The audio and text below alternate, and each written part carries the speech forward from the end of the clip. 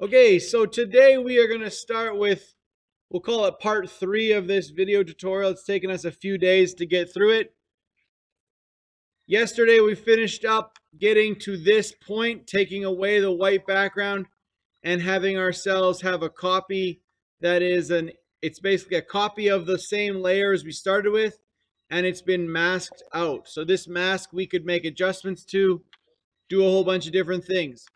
For right now, what we're going to do is try to create a level of depth. So we're going to actually listen to the phone ring. Hang on. Okay, here we go. So we have our photo like this, and we are going to try to create some false depth, if you will. Right now, her leg hovers in front of all these dandelions, and it makes it look super fake. So we are going to actually try to sort of insert her foot into the grass, if you will. The way we're going to do that, the way we're going to put her foot underneath the grass, is we're actually going to create another layer of grass, or a selection of some of the dandelions in this case.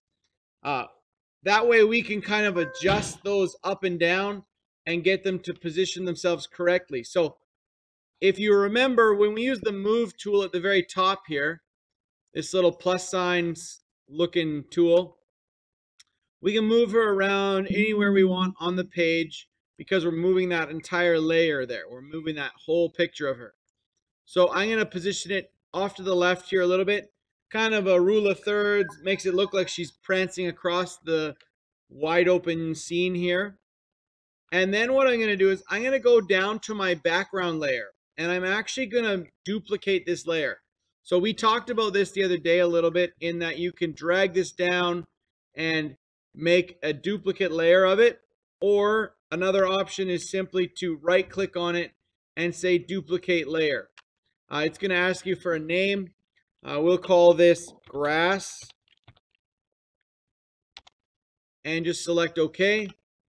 It's going to give us another layer above the original background layer that is grass. Now, obviously, this is still behind her. It's still lower than her on the layers palette here. So we need to drag this up to the top to put it in front of her. So it'll look like she disappears, but basically we're just covering her up for a few minutes so that then we can cut out the portion where she is and make her look like she's in front, or excuse me, make it look like the grass is in front of her. So now that we have this layer up here, we're going to again use the quick mask button at the bottom here. So we just select this mask button. It's going to give us a full white mask over top of the layer that we currently have. And now we can use the black brush to take away all the stuff we don't want. So in this case, we only want to keep this bottom chunk kind of below her foot. Everything else we can get rid of. So take your brush, switch to black. We use the X key to switch to black. It switches back and forth between your colors here, whatever your foreground and background color is. When you select the X key, it will switch it back and forth.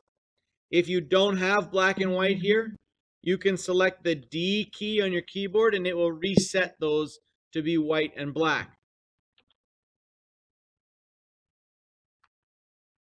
I'm going to make my brush pretty big so I don't have to do a lot of painting. If I simply paint out here, you'll start to see her show up again. I'm going to get rid of all the extra grass I don't need, everything down here. Now, if you completely accidentally painted completely off, you'd notice her legs showing back up again. So what we're going to do, if I did this accidentally, you just hit the X, go back to white, and now what I'm going to do is paint in just enough of the grass and dandelions so it looks like her shin goes like deep into the dandelions, like the way it would if you were actually running through tall grass, right? Your leg would disappear down into the grass. You wouldn't see the lower portion of her leg. Now, you don't want to have her leg look kind of weird and transparent, so make sure you zoom in and make sure that you use the brush tool effectively to either take away or add to her leg to make it look like it goes in under the grass, but not just kind of disappears. So you may need to use a smaller brush to try to like get certain things. And you may even need to take away a portion and just reveal what kind of dandelions are underneath. And then you might need to put that back in again so that things can line up where they need to be.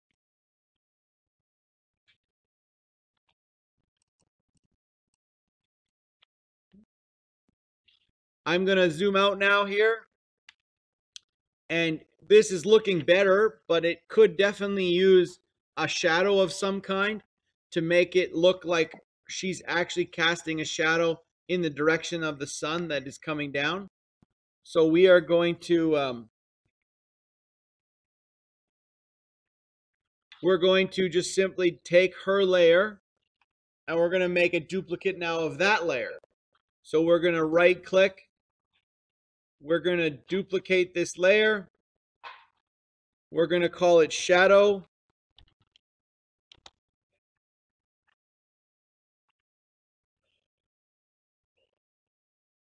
This shadow layer, we are going to invert it. Wow, I am tired. Having a little baby is no fun in the middle of the night. Okay. This layer that we've duplicated, so the second layer of her that we called shadow, simply all you have to do on this layer now is we're going to do a Control T. So we're going to transform it. So we want Control T on the keyboard is the shortcut for transform. You could go up to edit and transform, and we are going to rotate this. So we're going to flip it vertical, or once you've gone Control T, you can simply right click and say flip vertical. And if you notice, now we have a second version of her that's upside down. Okay? This upside down version of her, we want to turn it into a shadow, into a black shadow. So the easiest way to do that is to save this transformation. So for now, we don't need to move it again. If you'd like, you could move it down and position it somewhere in the neck of the woods of her leg, but we'll do that later. For now, leave it above. And because we want it to show up above the piece of grass that's covering her leg, you're going to need to move this higher in the layers. So save this transformation, push the check mark, move it up in the layers, and now you can use the move tool again to position this sort of where it should go.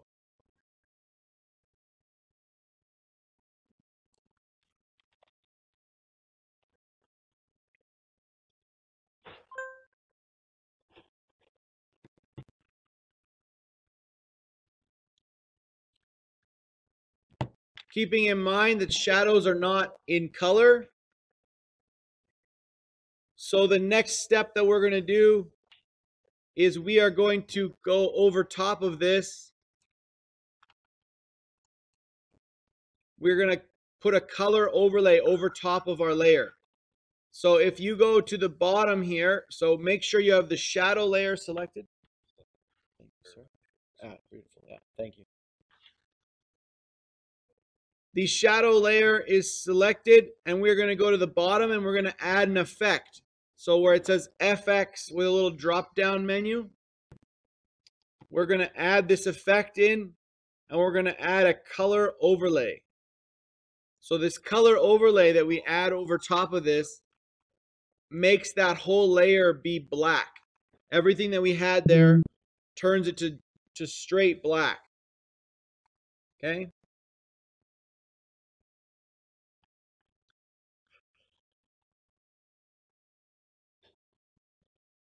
Once you've selected black, you could do any color you want here, but obviously shadows are not red traditionally. If you are doing some sort of stylized photo and you needed a red shadow, well, that's how you do it. So we're going to use black. Select OK. And then our black shadow that's kind of in the way here now, and it goes over top of her leg. It needs a little bit of added help because we don't want the legs sticking out into the air like that. We need to make this front of her foot go away. So we're going to use our mask. We're going to click on the mask layer here, or the mask portion, and use the brush tool, and we'll do black again. And we're just going to take away the portion of her leg that we don't need, so that now it looks like the shadow comes from below.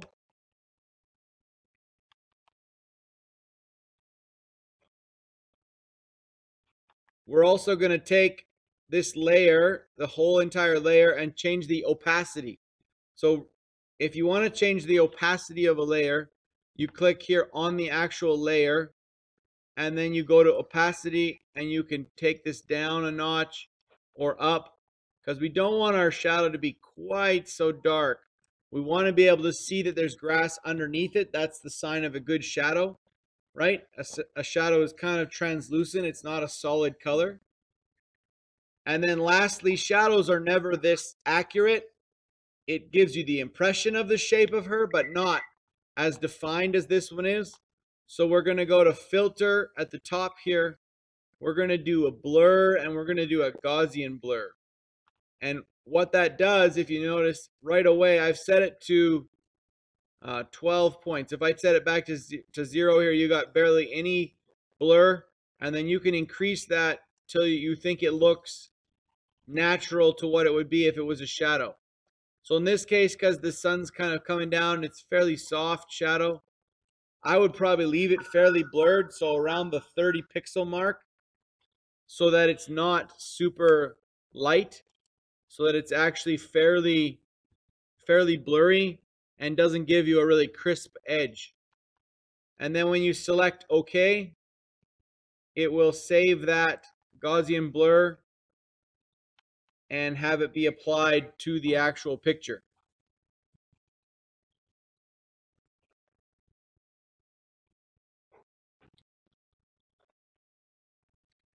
At this point, this picture's almost done. We're going to add in one little thing. We're going to add in some text to it. I know we discussed this briefly when we did our topography faces, but the type tool here on the left-hand side, we're just going to select that. And when we click in the clouds here, somewhere in the clouds, we're going to get a new layer that automatically appears. We're going to write the word spring in with a nice capitals or whatever. I'm using copper plate Gothic bold right now, which automatically makes everything a capital. I'll just scroll this up for you so you can see. Makes everything capitals. Doesn't necessarily help if you want to have more of a scriptive style font. All you have to do is you can either double click on the T itself and it will automatically select all of the text that you're working with, or you can use the text tool and come in here, and your cursor, when you're outside of the word, it will want to create a new text box or new text layer. As soon as you get onto the words, the cursor will change and allow you to click inside those letters to make adjustments. So in this case, we want to have a nice scripty, flowy font. I'm going to leave that up to you guys what to pick. I've got a whole bunch. I don't know if you guys have this font or not, Edwardian script. Let's pick that one. Gives us a nice font to work with. If you want to scale your font bigger than what the biggest allowable size is, you have to either type in this box. So if I typed 500 pixels, it would go to 500. I could type 22 if I wanted as well, and it would be much smaller. The predefined ones only go up to 72 points. I'm going to go to 500. Start with that. And now I can move this around accordingly. Now we talked a little bit about at the beginning of the year about color and how it relates and stuff. Having white lettering inside of a whitish blue set of clouds, probably not the most effective font color that we could use. So there's two ways that we can fix this. One is we can pick a different font altogether. So again, I take the text tool, I'm going to select these letters, and at the top here I can go to the color picker and I could select red or dark, like maroon almost, if I wanted to. And that would be a viable option, give us some contour or some contrast, I should say. Another option that you could do though, if you wanted to stay in a very light motif, so we want to keep this white, is you could actually add a stroke to this text. And the way you would add a stroke, so a line outlining it, is again you would go to the effects at the bottom here. So we're going to go to effects and we're going to add a stroke. So effects here, and we're going to add a stroke. And our stroke that we're going to add in this case is just a black little thin little line, and we'll go to 3 pixels. Okay, and what that 3 pixel little line, if you can see, it really helps the contrast bump up so that you can see that white word spring over top of those blue and white clouds. If you want to see the effect turned on and off, you can click the like eyeball tool here. So just adding that little bit of stroke over top gives us the ability to make those words and those letters stand out just a little bit more. When you get to this point, you would be done image 5. So if you haven't done so already, you want to make sure that you go File, Save As, and I already have an image 5 from before, so I'm going to select that name, hit Save. It's going to ask me, do I want to replace it? And the answer is yes, I do. So now I know that the word spring here is added and that this image number 5 is completely saved. So that finishes up image number 5. Once you've saved it, so make sure you do a File, Save, or Save As, depending on if you've saved it before. And then we can close this one out now. And we are going to start a new image. Simply, we're just going to go File, Open, and we are going to open from our Drive download folder. We are going to open up this Folio Auto 6 image. Okay. This image is quite hilarious because it has this funny little boat that's attached behind this car, and this, or I guess it's an SUV, and this SUV is also driving like right out the side of the picture. So from a photography standpoint, formal balance, leading lines, rule of thirds, all those kind of rules, this thing breaks most of them in the sense that this car has nowhere to go. It's too close to the edge of the picture.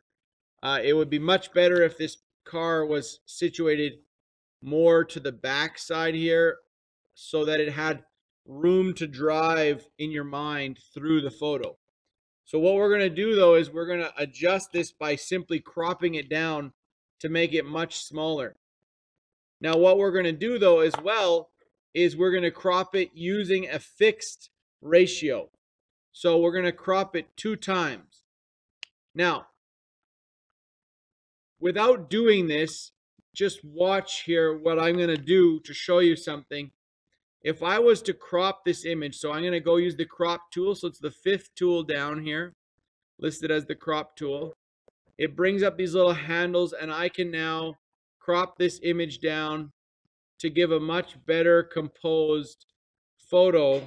Though it's much smaller, it works better to the eye, and it looks like the photo was better perceived in terms of a standard basic photographic composition standpoint. It gives you room in front of the vehicle for it to drive through it. It's nice and simple.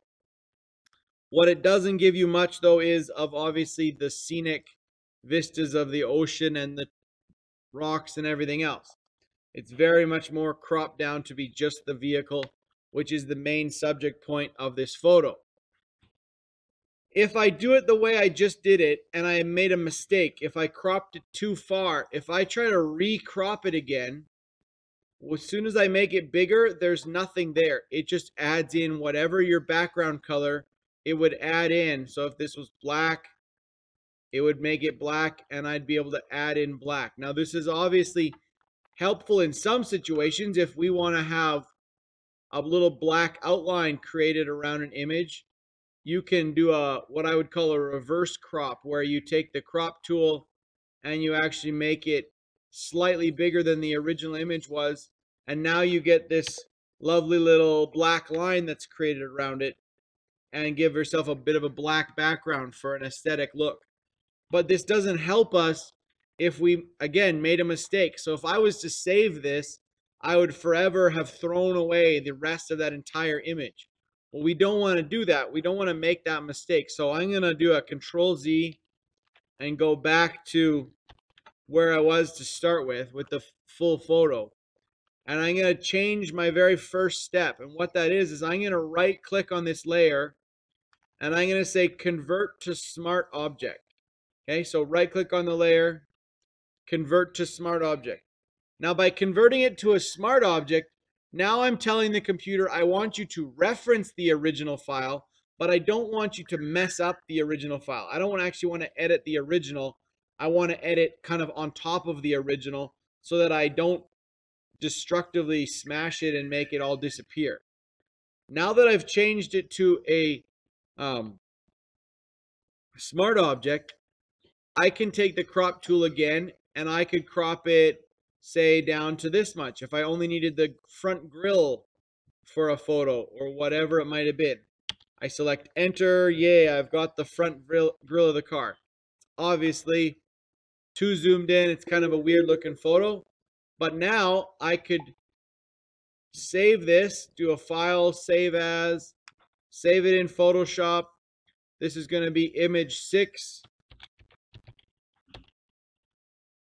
Make sure I'm in the right folder. I select save, hit OK. Now, if I had done that to the one I did before, when I crop it, it would disappear completely. This one, if I close this and now I open it back up again, go to image 6. When I go back to the crop settings, if I crop bigger, notice magically the entire picture is still available for me because I'm only cropping on top of the original referenced file. So the computer still knows what the original JPEG looked like, and it can refer to that. Assuming you don't take that JPEG and move it off your computer will keep that link established, and every time you want to recrop it or make an adjustment, it will recrop from the original. So I could go all the way back, getting the entire picture back if I chose to. Second half of that is I want to crop this with a specific aspect ratio. Now, without getting big into aspect ratio and what that is, when you're doing photos for, Instagram is getting a lot better. So now you can do landscapes and you can do panoramas and you can do multiple photos within the same post. But it used to be that all you had was a bunch of square little photos and you had to crop them down always. So rather than create big, wide panoramas, we want to crop this so that it would fit in a nice square box to be put on a website for whatever reason, or to be put on your Instagram post. So at the top here, you can go to ratio and drop this down, and you can actually pick square. Or you could pick, say someone wants this picture printed as an 8x10.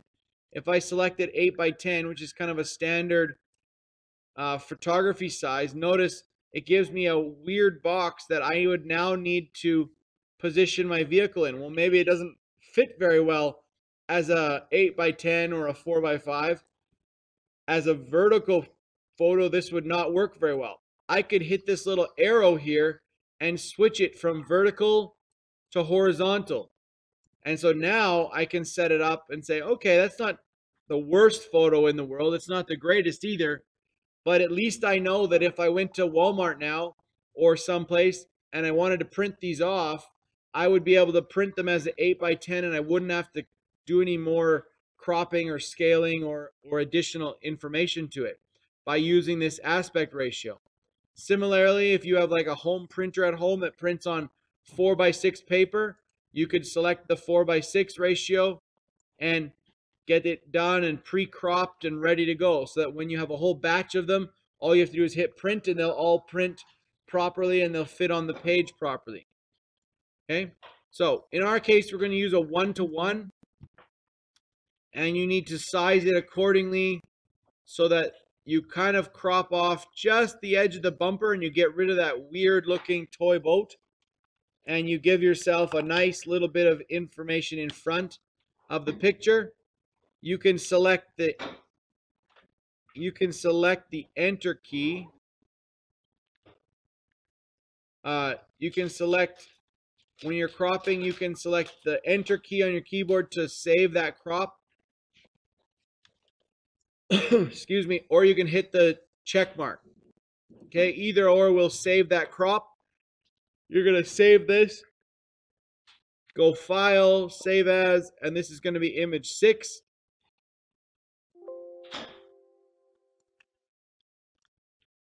Basically, that finishes off this section of Photoshop, kind of the basics, all the information you need to get going.